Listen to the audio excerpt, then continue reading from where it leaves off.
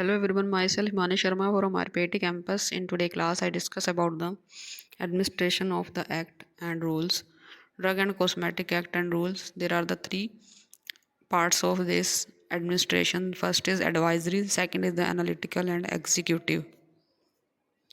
Advisory comes the two types: Drug Technical Advisory Board (DTAB) and Drug Consultative Committee (DCC).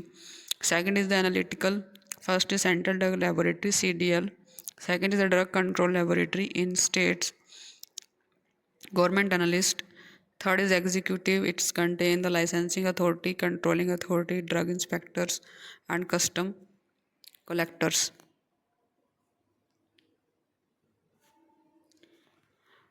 First is the government analyst.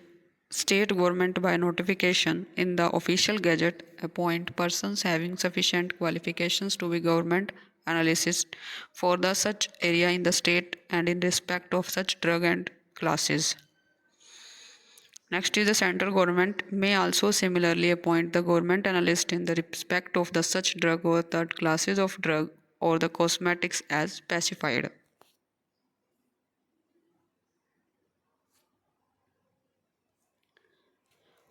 There are the qualifications of the government analyst. Graduate must be and in the medicine, science, pharmacy, pharmaceutical chemistry of recognized university and have the 5 years experience in testing of drug in laboratory under the control of first the government analyst, second is the head of approved institutions or the testing laboratory. Postgraduate medicine, science and the pharmacy, pharmaceutical chemistry of the recognized university with the at least